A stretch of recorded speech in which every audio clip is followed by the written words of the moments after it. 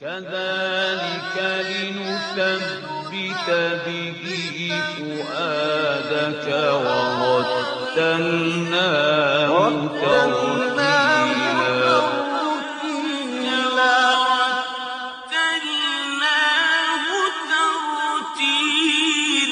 أيها الإخوة والأخوات، نستمع الآن إلى تلاوة الجزء 25 من القرآن الكريم ضمن المصحف الكامل بصوت القارئ الشيخ سعد الغامدي. أعوذ بالله من الشيطان الرجيم. إليه يرد علم الساعة وما تخرج من ثمرات من أكمامها وما تحمل من أنثى ولا تضع إلا بعلمه، ويوم يناديهم أين شركائي قالوا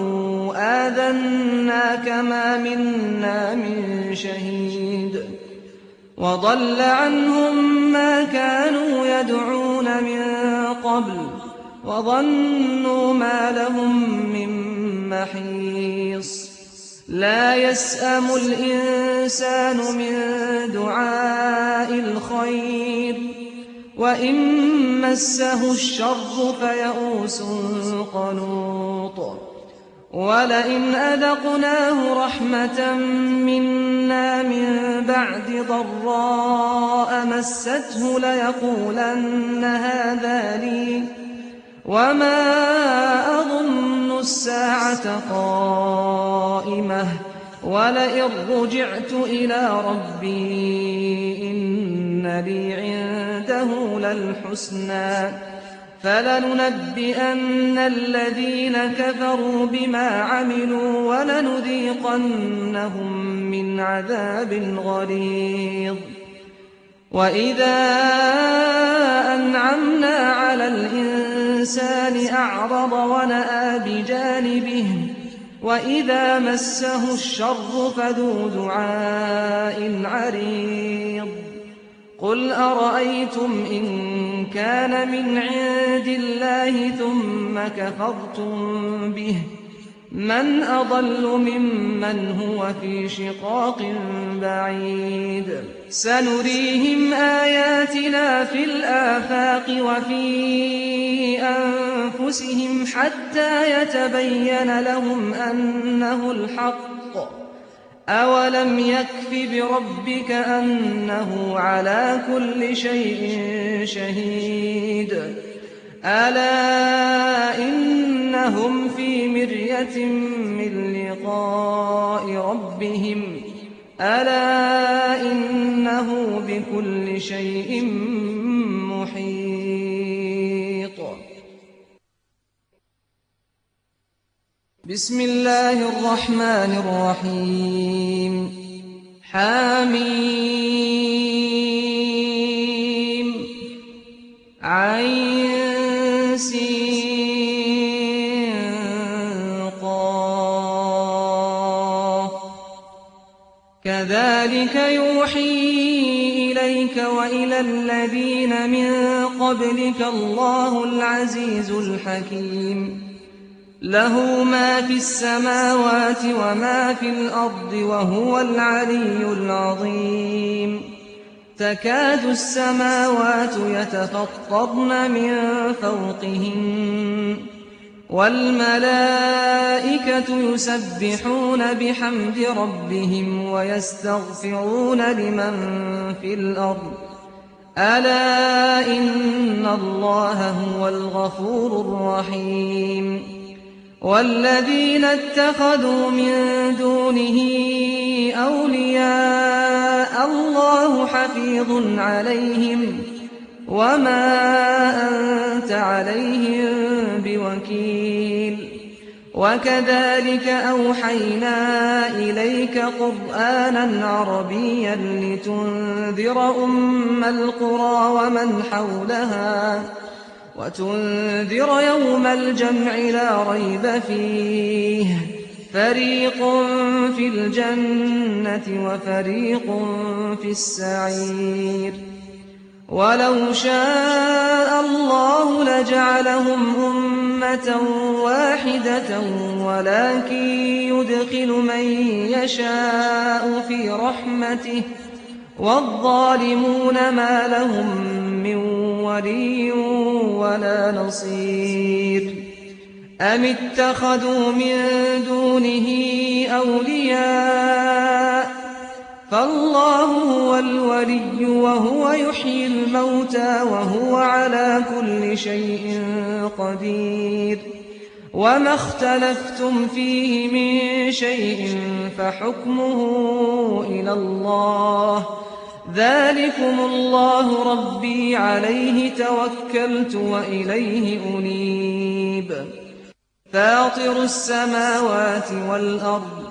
جعل لكم من أنفسكم أزواجا ومن الأنعام أزواجا يذرأكم فيه ليس كمثله شيء وهو السميع البصير له مقاليد السماوات والأرض يبسط الرزق لمن يشاء ويقدر إنه بكل شيء عليم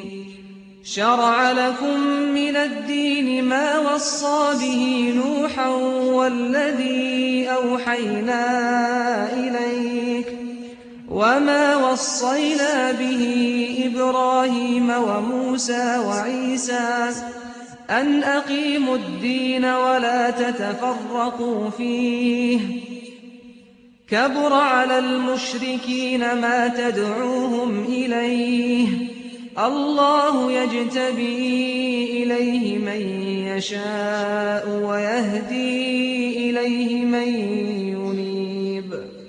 وما تفرقوا إلا من بعد ما جاءهم العلم بغيا بينهم ولولا كلمة سبقت من ربك إلى أجل مسمى لقضي بينهم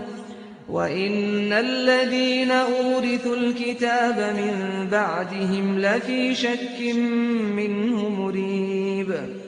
فلذلك فادع واستقم كما أمرت ولا تتبع أهواءهم وقل آمنت بما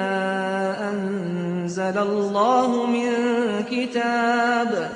وأمرت لأعدل بينكم الله ربنا وربكم لنا أعمالنا ولكم أعمالكم لا حجة بيننا وبينكم الله يجمع بيننا وإليه المصير والذين يحاجون في الله من بعد ما استجيب له حجتهم داحضة عند ربهم وعليهم غضب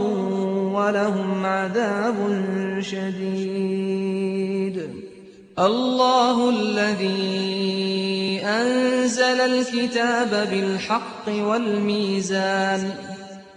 وما يدريك لعل الساعة قريب يستعجل بها الذين لا يؤمنون بها والذين آمنوا مشفقون منها ويعلمون أنها الحق ألا إن الذين يمارون في الساعة لفي ضلال بعيد الله لطيف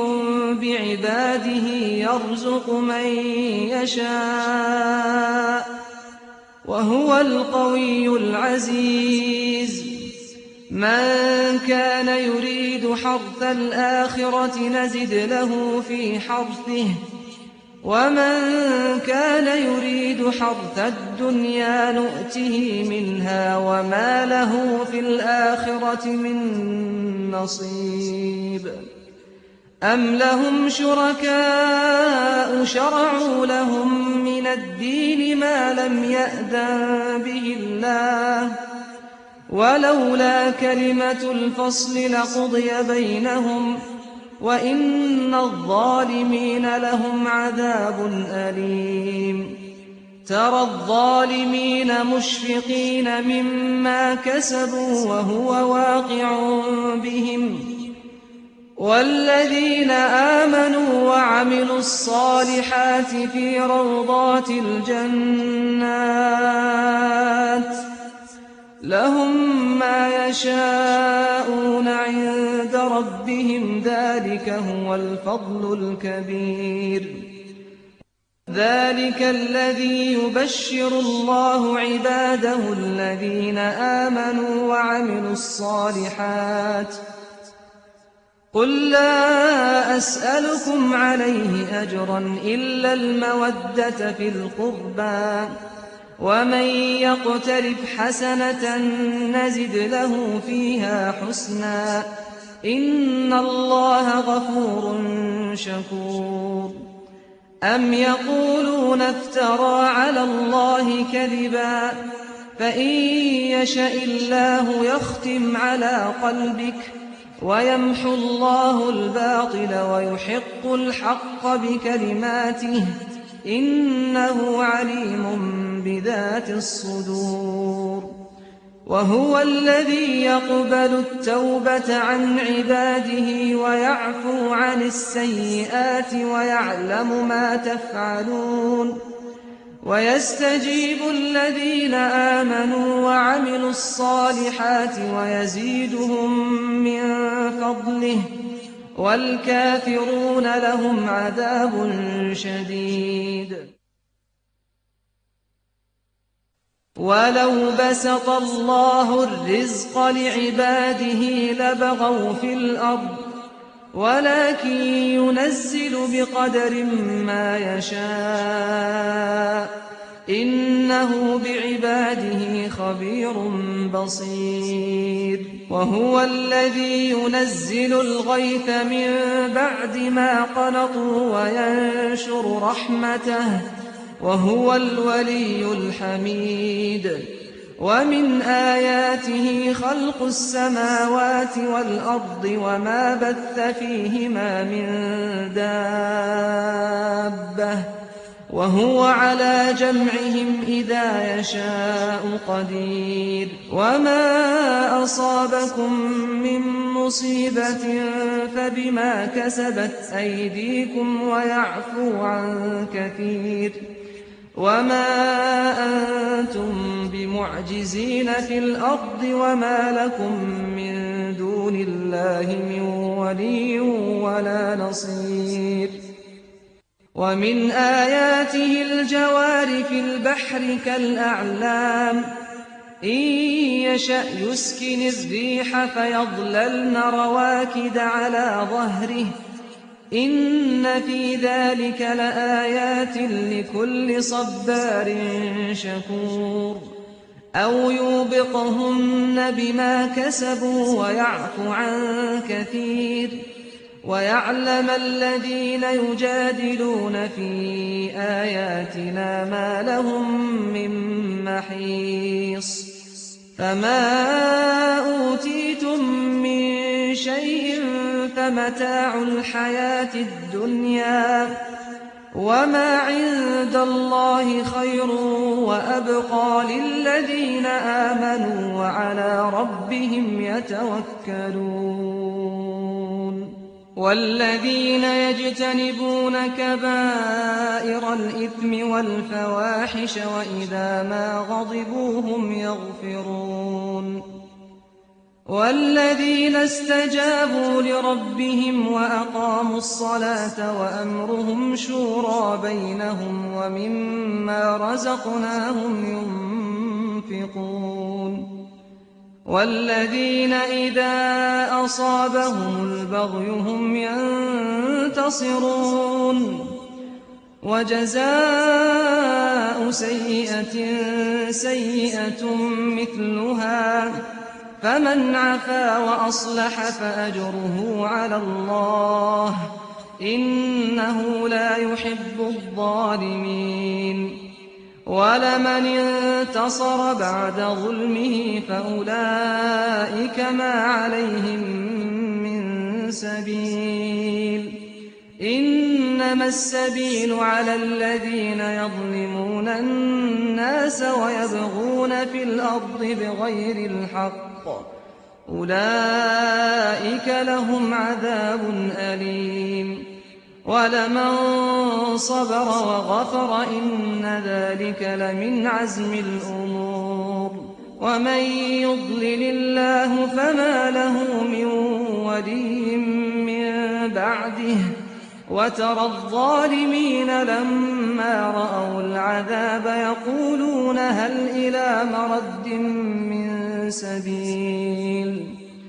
وتراهم يعرضون عليها خاشعين من الذل ينظرون من طرف خفي وقال الذين آمنوا إن الخاسرين الذين خسروا أنفسهم وأهليهم يوم القيامة ألا إن الظالمين في عذاب مقيم وما كان لهم من أولياء ينصرونهم من دون الله ومن يضلل الله فما له من سبيل استجيبوا لربكم من قبل أن يأتي يوم لا مرد له من الله ما لكم من ملجأ يومئذ وما لكم من نكير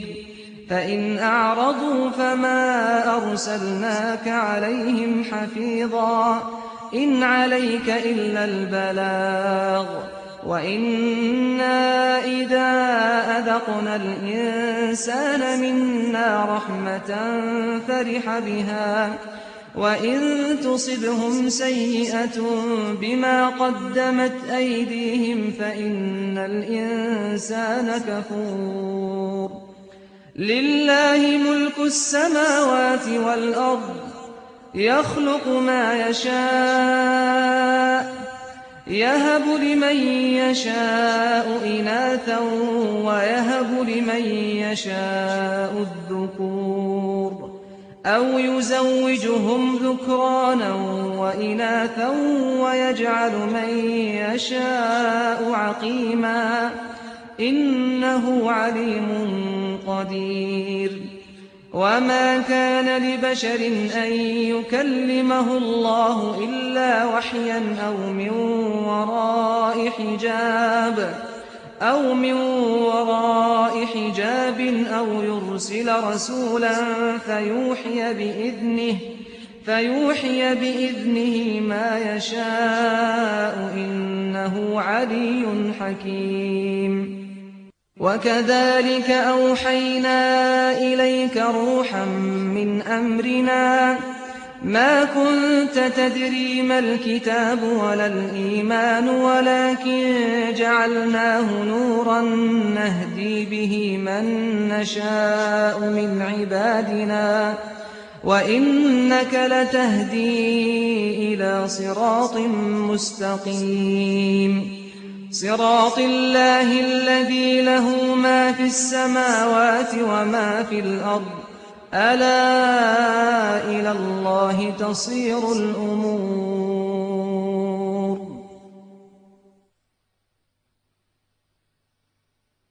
بسم الله الرحمن الرحيم حاميم والكتاب المبين إنا جعلناه قرآنا عربيا لعلكم تعقلون وإنه في أم الكتاب لدينا لعلي حكيم أفنضرب عنكم الذكر صفحا أن كنتم قوما مسرفين وكم أرسلنا من نبي في الأولين وما يأتيهم من نبي إلا كانوا به يستهزئون فأهلكنا أشد منهم بطشا ومضى مثل الأولين وَلَئِن سَأَلْتَهُم مَّنْ خَلَقَ السَّمَاوَاتِ وَالْأَرْضَ لَيَقُولُنَّ خَلَقَهُنَّ الْعَزِيزُ الْعَلِيمُ الَّذِي جَعَلَ لَكُمُ الْأَرْضَ مَهْدًا وَجَعَلَ لَكُمْ فِيهَا سُبُلًا لَّعَلَّكُمْ تَهْتَدُونَ وَالَّذِي نَزَّلَ مِنَ السَّمَاءِ مَاءً بِقَدَرٍ فَأَنشَرْنَا بِهِ بَلْدَةً مَّيْتًا كَذَٰلِكَ تُخْرَجُونَ وَالَّذِي خَلَقَ الْأَزْوَاجَ كُلَّهَا وَجَعَلَ لَكُم مِّنَ الْفُلْكِ وَالْأَنْعَامِ مَا تَرْكَبُونَ لِتَسْتَوُوا عَلَىٰ ظُهُورِهِ ثُمَّ تَذْكُرُوا نِعْمَةَ رَبِّكُمْ إِذَا اسْتَوَيْتُمْ عَلَيْهِ وَتَقُولُوا سُبْحَانَ الَّذِي سَخَّرَ لَنَا هَٰذَا وَمَا كُنَّا لَهُ مُقْرِنِينَ وَإِنَّا إِلَىٰ رَبِّنَا لَمُنقَلِبُونَ وَجَعَلُوا لَهُ مِنْ عِبَادِهِ جُزْءًا ۚ إِنَّ الْإِنسَانَ لَكَفُورٌ مُّبِينٌ أَمِ اتَّخَذَ مِمَّا يَخْلُقُ بَنَاتٍ وَأَصْفَاكُم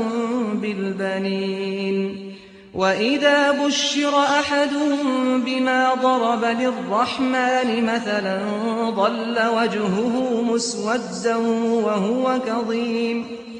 أَوَمَن يُنَشَّأُ فِي الْحِلْيَةِ وَهُوَ فِي الْخِصَامِ غَيْرُ مُبِينٍ وَجَعَلُوا الْمَلَائِكَةَ الَّذِينَ هُمْ عِبَادُ الرَّحْمَٰنِ إِنَاثًا أَشَهِدُوا خَلْقَهُمْ ۚ سَتُكْتَبُ شَهَادَتُهُمْ وَيُسْأَلُونَ وَقَالُوا لَوْ شَاءَ الرَّحْمَٰنُ مَا عَبَدْنَاهُم ۗ مَّا لَهُم بِذَٰلِكَ مِنْ عِلْمٍ إِنْ هُمْ إِلَّا يَخْرُصُونَ أَمْ آتَيْنَاهُمْ كِتَابًا مِّن قَبْلِهِ فَهُم بِهِ مُسْتَمْسِكُونَ بَلْ قَالُوا إِنَّا وَجَدْنَا آبَاءَنَا عَلَىٰ أُمَّةٍ وَإِنَّا عَلَىٰ آثَارِهِم مُّهْتَدُونَ وَكَذَٰلِكَ مَا أَرْسَلْنَا مِن قَبْلِكَ فِي قَرْيَةٍ مِّن نَّذِيرٍ إِلَّا قَالَ مُتْرَفُوهَا إِنَّا وَجَدْنَا آبَاءَنَا عَلَىٰ أُمَّةٍ وَإِنَّا عَلَىٰ آثَارِهِم مُّقْتَدُونَ قَالَ أَوَلَوْ جِئْتُكُم بِأَهْدَىٰ مِمَّا وَجَدتُّمْ عَلَيْهِ آبَاءَكُمْ ۖ قَالُوا إِنَّا بِمَا أُرْسِلْتُم بِهِ كَافِرُونَ فَانتَقَمْنَا مِنْهُمْ فَانظُرْ كَيْفَ كَانَ عَاقِبَةُ الْمُكَذِّبِينَ وَإِذْ قَالَ إِبْرَاهِيمُ لِأَبِيهِ وَقَوْمِهِ إِنَّنِي بَرَاءٌ مِّمَّا تَعْبُدُونَ إِلَّا الَّذِي فَطَرَنِي فَإِنَّهُ سَيَهْدِينِ وَجَعَلَهَا كَلِمَةً بَاقِيَةً فِي عَقِبِهِ لَعَلَّهُمْ يَرْجِعُونَ بَلْ مَتَّعْتُ هَٰؤُلَاءِ وَآبَاءَهُمْ حَتَّىٰ جَاءَهُمُ الْحَقُّ وَرَسُولٌ مُّبِينٌ وَلَمَّا جَاءَهُمُ الْحَقُّ قَالُوا هَٰذَا سِحْرٌ وَإِنَّا بِهِ كَافِرُونَ وَقَالُوا لَوْلَا نُزِّلَ هَٰذَا الْقُرْآنُ عَلَىٰ رَجُلٍ مِّنَ الْقَرْيَتَيْنِ عَظِيمٍ أَهُمْ يَقْسِمُونَ رَحْمَةَ رَبِّكَ نَحْنُ قَسَمْنَا بَيْنَهُم مَّعِيشَتَهُمْ فِي الْحَيَاةِ الدُّنْيَا وَرَفَعْنَا بَعْضَهُمْ فَوْقَ بَعْضٍ دَرَجَاتٍ لِيَتَّخِذَ بَعْضُهُم بَعْضًا سُخْرِيًّا وَرَحْمَةُ رَبِّكَ خَيْرٌ مِّمَّا يَجْمَعُونَ ولولا أن يكون الناس أمة واحدة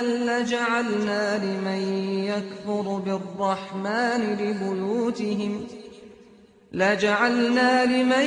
يكفر بالرحمن لبيوتهم سقفا من فضة ومعارج عليها يظهرون ولبيوتهم أبوابا وسررا عليها يتكئون وزخرفا وإن كل ذلك لما متاع الحياة الدنيا والآخرة عند ربك للمتقين ومن يعش عن ذكر الرحمن نقيض له شيطانا فهو له قرين وإنهم ليصدونهم عن السبيل ويحسبون أنهم مهتدون حتى إذا جاءنا قال يا ليت بيني وبينك بعد المشرقين فبئس القرين ولن ينفعكم اليوم إذ ظلمتم أنكم في العذاب مشتركون أفأنت تسمع الصم أو تهدي العمي ومن كان في ضلال مبين فإما نذهبن بك فإنا منهم منتقمون أو نرينك الذي وعدناهم فإنا عليهم مقتدرون فاستمسك بالذي أوحي إليك إنك على صراط مستقيم وإنه لذكر لك ولقومك وسوف تسألون واسأل من أرسلنا من قبلك من رسلنا أجعلنا من دون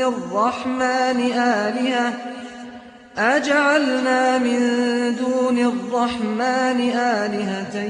يعبدون ولقد أرسلنا موسى بآياتنا إلى فرعون وملئه فقال إني رسول رب العالمين فلما جاءهم بآياتنا إذا هم منها يضحكون وما نريهم من آية إلا هي أكبر من أختها وأخذناهم بالعذاب لعلهم يرجعون وقالوا يا أيها الساحر ادع لنا ربك بما عهد عندك إننا لمهتدون فلما كشفنا عنهم العذاب إذا هم ينكثون ونادى فرعون في قومه قال يا قوم أليس لي ملك مصر وهذه الأنهار تجري من تحتي أفلا تبصرون أم أنا خير من هذا الذي هو مهين ولا يكاد يبين فلولا ألقي عليه أسورة من ذهب أو جاء معه الملائكة مقترنين فاستخف قومه فأطاعوه إنهم كانوا قوما فاسقين فلما آسفونا انتقمنا منهم فأغرقناهم أجمعين فجعلناهم سلفا ومثلا للآخرين ولما ضرب ابن مريم مثلا إذا قومك منه يصدون وقالوا أآلهتنا خير أم هو ما ضربوه لك إلا جدلا بل هم قوم خصمون إن هو إلا عبد أنعمنا عليه وجعلناه مثلا لبني إسرائيل ولو نشاء لجعلنا منكم ملائكة في الأرض يخلفون وإنه لعلم للساعة فلا تمترن بها واتبعون هذا صراط مستقيم ولا يصدنكم الشيطان إنه لكم عدو مبين ولما جاء عيسى بالبينات قال قد جئتكم بالحكمة ولأبين لكم بعض الذي تختلفون فيه فاتقوا الله وأطيعون إن الله هو ربي وربكم فاعبدوه هذا صراط مستقيم فاختلف الأحزاب من بينهم فويل للذين ظلموا من عذاب يوم أليم هل ينظرون إلا الساعة أن تأتيهم بغتة وهم لا يشعرون الأخلاء يومئذ بعضهم لبعض عدو إلا المتقين يا عباد لا خوف عليكم اليوم ولا أنتم تحزنون الذين آمنوا بآياتنا وكانوا مسلمين ادخلوا الجنة أنتم وأزواجكم تحبرون يطاف عليهم بصحاف من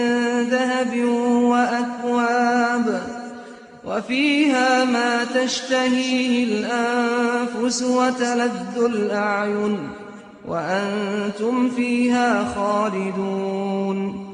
وتلك الجنة التي أورثتموها بما كنتم تعملون لكم فيها فاكهة كثيرة منها تأكلون إن المجرمين في عذاب جهنم خالدون لا يفتر عنهم وهم فيه مبلسون وما ظلمناهم ولكن كانوا هم الظالمين ونادوا يا مالك ليقض علينا ربك قال إنكم ماكثون ونادوا يا مالك ليقض علينا ربك قال إنكم ماكثون لقد جئناكم بالحق ولكن أكثركم للحق كارهون أم أبرموا أمرا فإنا مبرمون أم يحسبون أنا لا نسمع سرهم ونجواهم بلى ورسلنا لديهم يكتبون قل إن كان للرحمن ولد فأنا أول العابدين سبحان رب السماوات والأرض رب العرش عما يصفون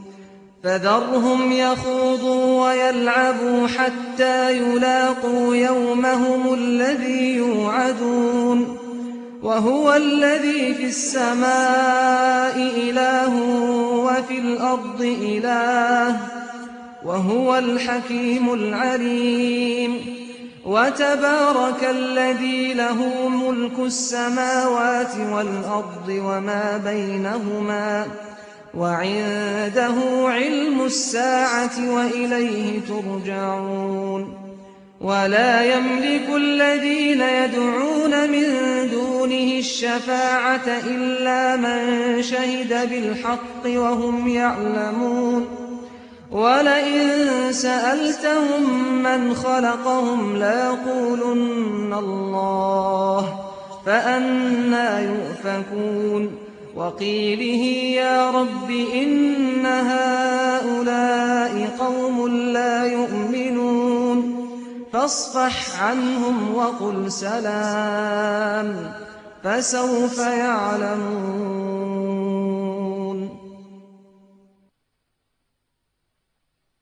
بسم الله الرحمن الرحيم. حميم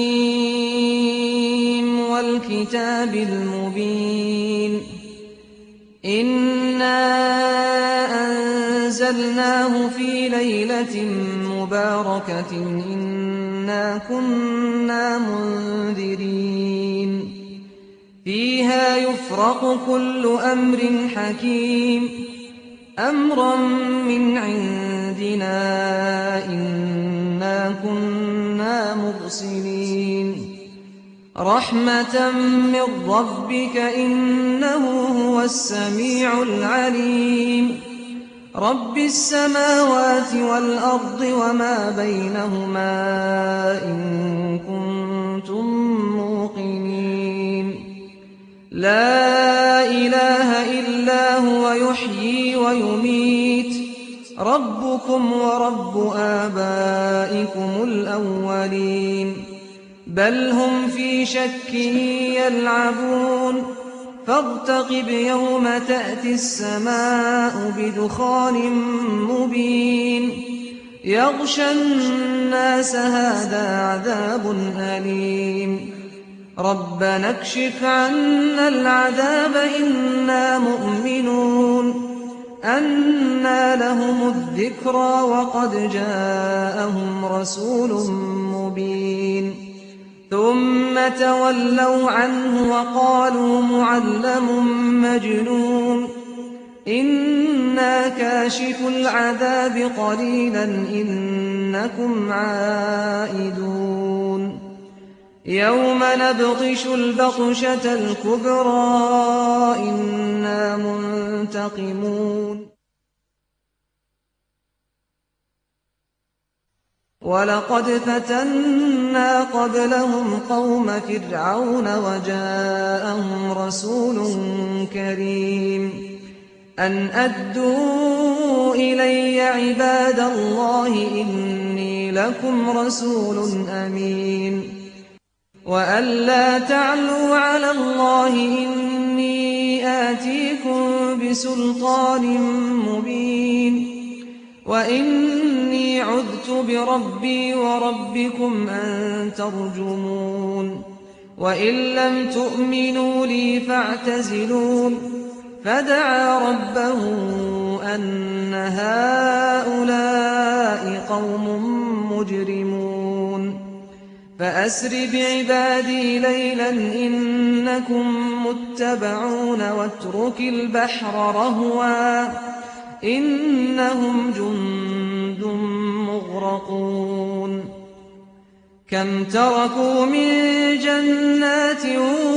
وعيون وزروع ومقام كريم ونعمة كانوا فيها فاكهين كذلك وأورثناها قوما آخرين فما بكت عليهم السماء والأرض وما كانوا منظرين ولقد نجينا بني إسرائيل من العذاب المهين من فرعون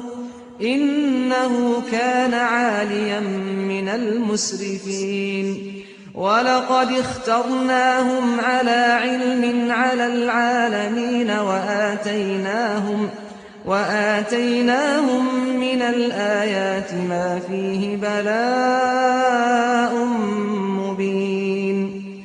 إن هؤلاء ليقولون إن هي إلا موتتنا الأولى وما نحن بمنشرين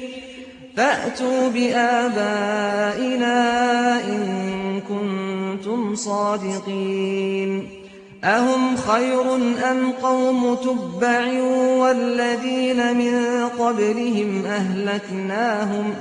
إِنَّهُمْ كَانُوا مُجْرِمِينَ وَمَا خَلَقْنَا السَّمَاوَاتِ وَالْأَرْضَ وَمَا بَيْنَهُمَا لَاعِبِينَ مَا خَلَقْنَاهُمَا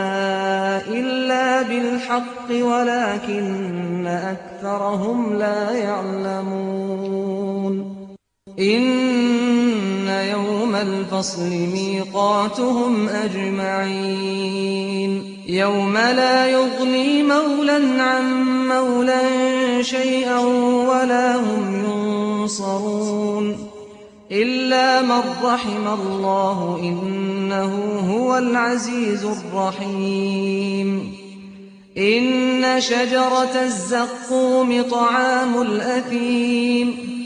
كَالْمُهْلِ يَغْلِي فِي الْبُطُونِ كَغَلْيِ الْحَمِيمِ خُذُوهُ فَاعْتِلُوهُ إِلَىٰ سَوَاءِ الْجَحِيمِ ثُمَّ صُبُّوا فَوْقَ رَأْسِهِ مِنْ عَذَابِ الْحَمِيمِ ذُقْ إِنَّكَ أَنتَ الْعَزِيزُ الْكَرِيمُ إِنَّ هَٰذَا مَا كُنتُم بِهِ تَمْتَرُونَ إِنَّ الْمُتَّقِينَ فِي مَقَامٍ أَمِينٍ في جَنَّاتٍ وَعُيُونٍ يَلْبَسُونَ مِن سُندُسٍ وَإِسْتَبْرَقٍ مُّتَقَابِلِينَ كَذَٰلِكَ وَزَوَّجْنَاهُم بِحُورٍ عِينٍ يَدْعُونَ فِيهَا بِكُلِّ فَاكِهَةٍ آمِنِينَ لَا يَذُوقُونَ فِيهَا الْمَوْتَ إِلَّا الْمَوْتَةَ الْأُولَىٰ وَوَقَاهُمْ عَذَابَ الْجَحِيمِ فَضْلًا مِّن رَّبِّكَ ذَٰلِكَ هُوَ الْفَوْزُ الْعَظِيمُ فَإِنَّمَا يَسَّرْنَاهُ بِلِسَانِكَ لَعَلَّهُمْ يَتَذَكَّرُونَ فَارْتَقِبْ إِنَّهُم مُّرْتَقِبُونَ بسم الله الرحمن الرحيم حميم تنزيل الكتاب من الله العزيز الحكيم إن في السماوات والأرض لآيات للمؤمنين وفي خلقكم وما يبث من دابة آيات لقوم يوقنون واختلاف الليل والنهار وما أنزل الله من السماء من رزق فأحيا به الأرض بعد موتها وتصريف الرياح آيات لقوم يعقلون تلك آيات الله نتلوها عليك بالحق فبأي حديث بعد الله وآياته يؤمنون ويل لكل أفاك أثيم يسمع آيات الله تتلى عليه ثم يصر مستكبرا كأن لم يسمعها فبشره بعذاب أليم وإذا علم من آياتنا شيئا اتخذها هزوا أولئك لهم عذاب مهين من ورائهم جهنم ولا يغني عنهم ما كسبوا شيئا ولا ما اتخذوا من دون الله أولياء ولهم عذاب عظيم هذا هدى والذين كفروا بآيات ربهم لهم عذاب من رجز أليم الله الذي سخر لكم البحر لتجري الفلك فيه بأمره ولتبتغوا من فضله ولعلكم تشكرون وسخر لكم ما في السماوات وما في الأرض جميعا منه إن في ذلك لآيات لقوم يتفكرون قل للذين آمنوا يغفروا للذين لا يرجون أيام الله ليجزي قوما بما كانوا يكسبون من عمل صالحا فلنفسه ومن أساء فعليها ثم إلى ربكم ترجعون ولقد آتينا بني إسرائيل الكتاب والحكم والنبوة ورزقناهم من الطيبات وفضلناهم على العالمين وآتيناهم بينات من الأمر فما اختلفوا إلا من بعد ما جاءهم العلم بغيا بينهم إن ربك يقضي بينهم يوم القيامة فيما كانوا فيه يختلفون ثم جعلناك على شريعة من الأمر فاتبعها ولا تتبع أهواء الذين لا يعلمون إنهم لن يغنوا عنك من الله شيئا وإن الظالمين بعضهم أولياء بعض والله ولي المتقين هذا بصائر للناس وهدى ورحمة لقوم يوقنون أم حسب الذين اجترحوا السيئات أن نجعلهم كالذين آمنوا وعملوا الصالحات سواء محياهم ومماتهم ساء ما يحكمون وخلق الله السماوات والأرض بالحق ولتجزى كل نفس بما كسبت وهم لا يظلمون أفرأيت من اتخذ إلهه هواه وأضله الله على علم وختم على سمعه وقلبه وجعل على بصره غشاوة فمن يهديه من بعد الله أفلا تذكرون وقالوا ما هي إلا حياتنا الدنيا نموت ونحيا وما يهلكنا إلا الدهر وما لهم بذلك من علم إن هم إلا يظنون وإذا تتلى عليهم آياتنا بينات ما كان حجتهم إلا أن قالوا ائتوا بآبائنا إن كنتم صادقين قل الله يحييكم ثم يميتكم ثم يجمعكم إلى يوم القيامة لا ريب فيه ولكن أكثر الناس لا يعلمون ولله ملك السماوات والأرض ويوم تقوم الساعة يومئذ يخسر المبطلون وترى كل أمة جاثية كل أمة تدعى إلى كتابها اليوم تجزون ما كنتم تعملون هذا كتابنا ينطق عليكم بالحق إنا كنا نستنسخ ما كنتم تعملون فأما الذين آمنوا وعملوا الصالحات فيدخلهم ربهم في رحمته ذلك هو الفوز المبين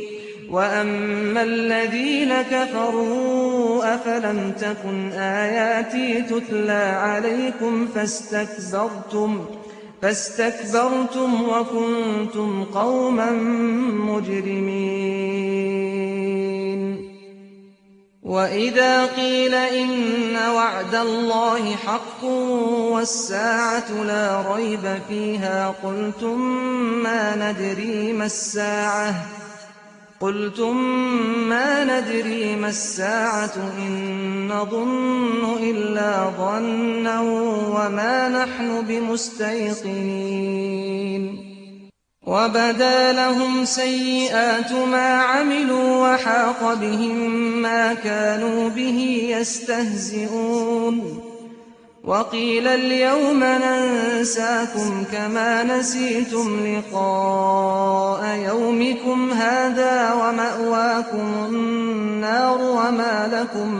من ناصرين. ذلكم بأنكم اتخذتم آيات الله هزوا وغرتكم الحياة الدنيا فاليوم لا يخرجون منها ولا هم يستعتبون. فلله الحمد رب السماوات ورب الأرض رب العالمين. وله الكبرياء في السماوات والأرض وهو العزيز الحكيم. أيها الإخوة والأخوات، وهكذا انتهت تلاوة الجزء المخصص لهذا اليوم ضمن المصحف الكامل للقارئ الشيخ سعد الغامدي.